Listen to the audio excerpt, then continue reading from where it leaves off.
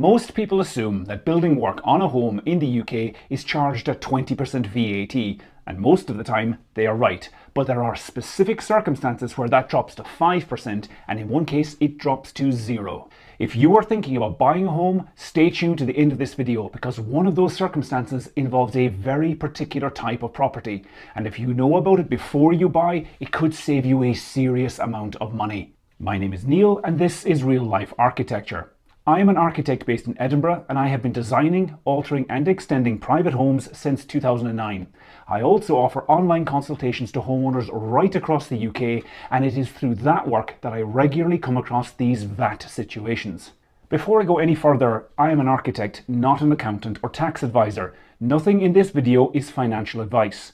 These VAT reliefs are real and they are set out in HMRC guidance, but always take advice from a qualified tax professional before relying on any of this for your own project. There are 3 scenarios I want to cover today. Let's start with the 2 that apply to work on a property you already own.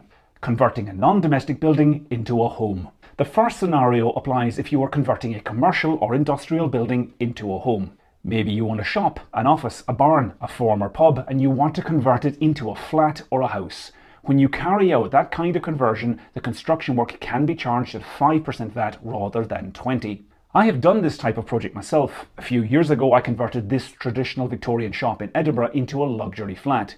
I made a full video about it and there's a link in the description. To build this in 2026 it would cost £270,000 plus VAT. The difference between 5% and 20% VAT on a sum like that is around £40,000. Conversions are complex projects. You need planning permission for a change of use and building regulations approval, which is a separate application. Get advice early before you commit to anything like this. Adaptations for people with disabilities. The second scenario is the most generous of the 3 because it is 0 rated, no VAT at all. Building work carried out to adapt a home for someone who is chronically sick or disabled can be 0 rated, but the work has to be specifically designed to meet the needs of that individual. HMRC give clear examples: widening a doorway for a wheelchair, installing ramps, adapting a bathroom, or installing a lift.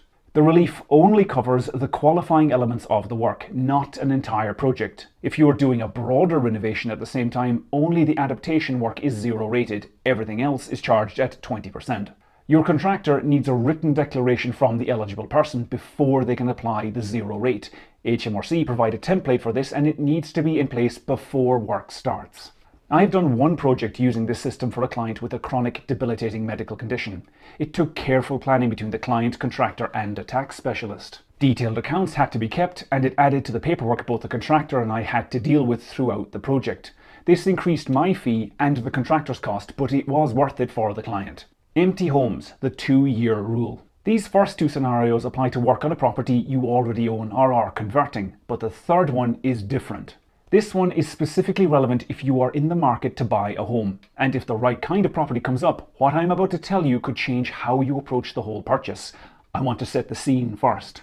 An empty property is a risky purchase. Nobody has been heating it, nobody has been ventilating it. Condensation builds up behind surfaces where you cannot see it, damp gets into the walls, timbers start to rot. I have walked into empty properties in Edinburgh where the damage from neglect has cost the buyer far more than they expected to put right. The risks are real, but if you know what you're looking at, an empty home is also a very specific kind of financial opportunity. The UK tax system has a relief built into it that reduces VAT on renovation work from 20% to 5%, but it only applies if the property has been unoccupied for at least 2 years before work starts on site. The logic is simple. The government wants empty homes brought back into use, and this is one of the incentives to make that happen. The 2-year period has to be the period immediately before work begins on site, not 2 years at some point in the past, with occupation in between. If you buy a house that has been empty for 12 months and you move straight in, the clock resets. You have occupied it. The 2-year period is broken. But here is where it gets interesting. Think about what happens if you do not move in. The time it takes to get a proper design done, go through planning, get building regulations approval, find a contractor and negotiate a price can easily take a year, especially if you're planning a significant renovation or extension to the property. If you hold off occupying that property during the process, you could push the total unoccupied period past the 2-year mark before work starts on site. If you are still renting or have somewhere else to stay, it might be worth continuing to do so. On a major renovation, the VAT saving could easily cover several months of rent. Consider the numbers. A renovation costing £200,000 attracts £40,000 of VAT at 20%. But at 5% that drops to £10,000. That's a 30 grand saving. How do you prove the property has been empty for 2 years? Council tax records are the most reliable source. A long-term empty property will show a gap in payments or a formal exemption applied by the local authority. It's also worth noting that the VAT reduction doesn't apply evenly to everything in the project. I've seen cases where 5% VAT applies only to permanent fixtures in the building, but 20% VAT applies to anything that can be removed. So floor tiles and kitchen units were 5%, but carpets and kitchen appliances were 20%.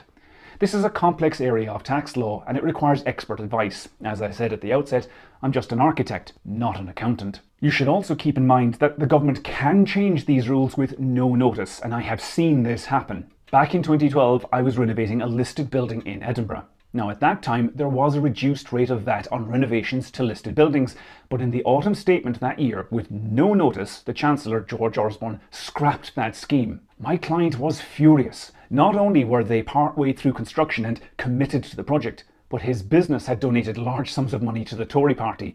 The rate of VAT changed at midnight and there was nothing he could do. To recap the three scenarios, if you're converting a non-domestic building into a home, the construction work is 5% VAT. If you're adapting a home for someone who is chronically sick or disabled, the qualifying work is 0 rated. And if you are renovating a home that has been genuinely unoccupied for at least 2 years, the work is 5% rather than 20%. None of this is automatic. You need the right evidence, the right declarations, and the right conversation with your contractor before work starts. I've put links to the relevant HMRC guidance in the description below. Have a read and then speak to an accountant. If you are thinking about buying or altering a home anywhere in the UK, I offer online consultations to homeowners right across the country. I can help you think through the costs, design, planning and building regulations for your projects. Please read the terms and conditions before you book. My name is Neil and this is Real Life Architecture. If you found this useful, hit the like button and subscribe. I make new videos about the reality of altering, extending, buying and building homes in the UK.